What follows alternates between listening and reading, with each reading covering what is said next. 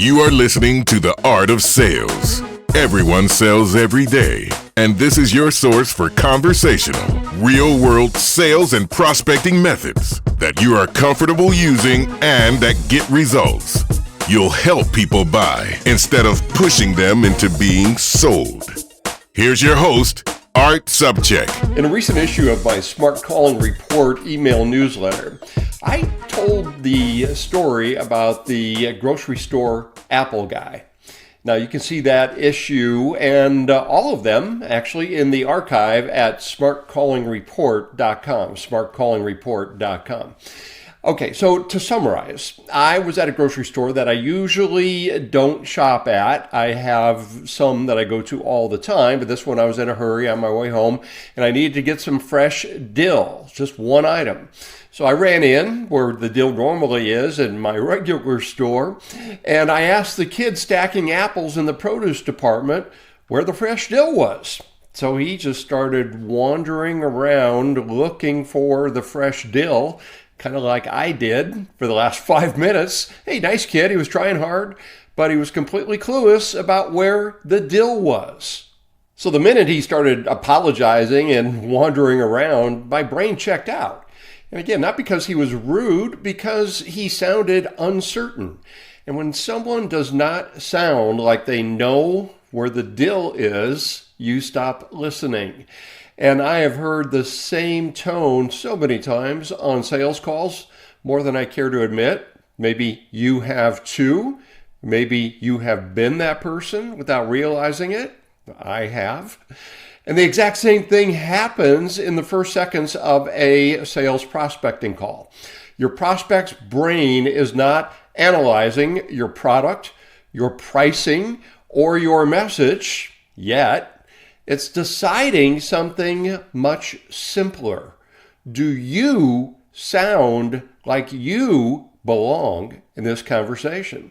If the answer is unclear, the brain protects attention. Short answers, guarded tone, polite or sometimes not so polite resistance. It's not a rejection of you. It is their brain protecting their time. And that is why the first 20 seconds matter more than anything else on a prospecting call. Those seconds are like the guy who has just one job to do. And that job is to help the prospect quickly figure out what's going on here. And when they're structured well, those first seconds, the prospect relaxes and the conversation opens up. When they're not, the call usually slides into an apology, a defensive explanation why they're calling, or some awkward recovery instead of what we really want. An interested prospect, a curious prospect who thinks there just might be something worthwhile here. Now, the first thing to get a grip on is what is happening in your prospect's brain. When someone answers the phone, their mind instantly asks a few basic questions, not out loud, but in their mind. And those questions are, who is this? Why are they calling me? Is this going to waste my time? Do they sound like they know what they're doing? Is there something in this for me? And those questions are answered very quickly, split seconds, not logically, instinctively, and sometimes subconsciously, like an app that's running in the background. And if the answers are unclear, the listener tightens up. Hey, you hear it immediately. Short answers, guarded tone, little, if any, engagement. Now you're recalling exactly what this feels like, aren't you? I am, as I say this to you. Not because they dislike you, because uncertainty creates discomfort. Your job in the first seconds of the call is to remove that uncertainty. And that's what the first 20 seconds framework is designed to do. It's simple. You have a professional identification. You have relevant context or intelligence. You have your possible value proposition, and then we bridge to a question. Each part answers one of the questions already running through the prospect's mind. So let's look at two versions of an opening. The first one here, this is the uncertain version. And by the way, I find it hard to believe that someone would actually say this, but some LinkedIn influencers suggest starting with, this is a cold call. You can hang up in 20 seconds if you want to. Well, what's wrong with that? Hopefully, it's pretty obvious to you. Let's look at how uncertainty shows up in subtler ways every day in other things that some sales reps say and things that are recommended. Things such as, did I catch you at a bad time? I was just hoping to connect with you about. You were not expecting my call. You don't know me. Those sound harmless, right? Well, they're not. Every one of them signals the same thing that the Apple guy signaled in the produce aisle. And that is, I'm not sure I belong here. And the prospect's brain responds accordingly. Even though callers say those particular things because it makes them feel safe, it actually triggers the resistance that they fear the most and are hoping to avoid. All right, so let's look at the structured version here. Listen to the same situation handled differently. Hey Steve, Mark Seller with Complex Pools. And talking with a couple of your on-site managers there, it sounds like keeping pool vendors consistent across your properties can be a juggling act. Well, we work with apartment communities who are tired of dealing with pool complaints, and we help them keep their pools clear and complaint-free all season so maintenance teams are not dealing with pool issues. Curious, how are you planning to handle pool vendors across your properties this season? Notice, no apology, no permission begging, no announcing that it is a cold call. And I just got to shake my head at that last one. It would be like a dentist saying, okay, I'm coming in with the drill now, right as you see and hear the drill entering your mouth. Anyway, so the structured example sounds like a professional and a peer helping the prospect quickly see where the call might and could go. So let's break down the first 20 seconds framework along with examples that you can adapt for your own prospecting calls, and I suggest you do. Step number one, as I already mentioned, is your professional identification. Start clearly and professionally. Steve, Mark Sellers with Complex Pools. Karen, Art Subject here with Smart Calling. John, Lisa Carter with Precision Manufacturing. This signals immediately that you're not hiding. It tells the listener who you are and who they're speaking with. It checks the who is this box.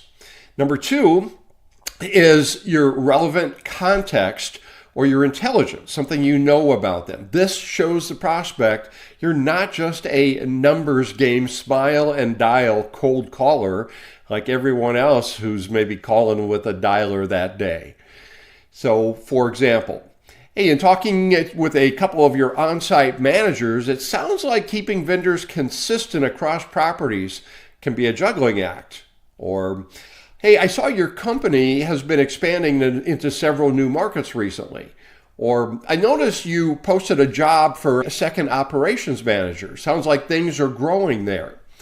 Now, at this point in the call, some LinkedIn posters suggest goofy pattern interrupts to grab attention, gimmicks, things that they say will set you apart. Well, what I'm suggesting here is a pattern interrupt of the best type. It shows that you understand something about their world and them, their most favorite subjects, right? So step number three is your possible value proposition. This part is not a pitch. Oh, and I hate that word used outside of a baseball, softball, or football context. It's a short statement about a possible outcome that might matter to them.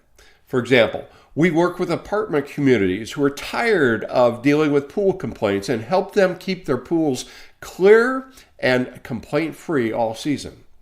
We work with sales leaders who struggle to get consistent prospecting activity and help them increase real conversations without adding headcount. Now, we're not promising results here. We're simply suggesting there might be something here worth talking about. And that is what earns the next few seconds to get us into the two-way conversation. And that is step 4, the bridge to a question. This moves the call from introduction to conversation. So we can do that through questions. Curious about how you're currently handling that.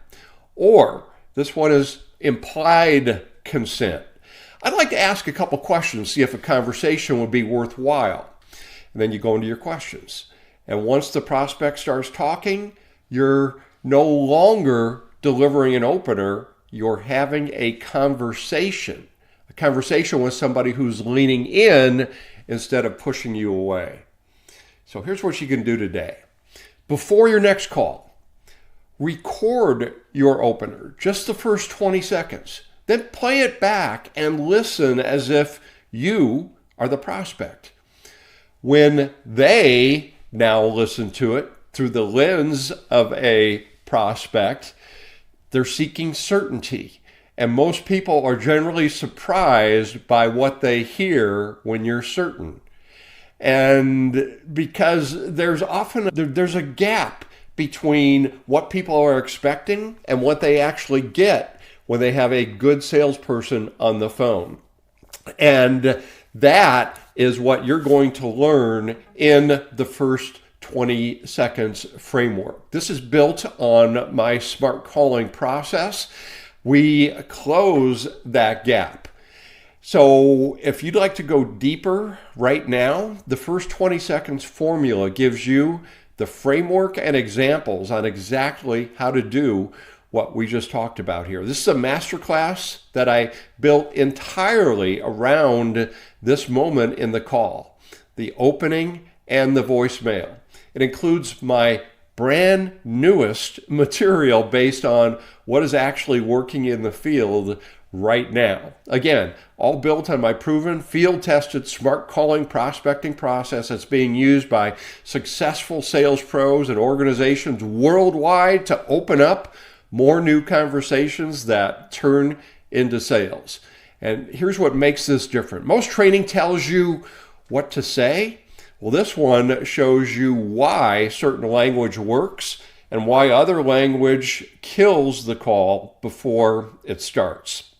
And when you understand the psychology behind why something works, you stop guessing and you start owning the first 20 seconds every time you dial. When I also include a couple of free bonuses for you. One's a video session where I review and break down 37 actual opening statements that were shared on LinkedIn by gurus and other salespeople.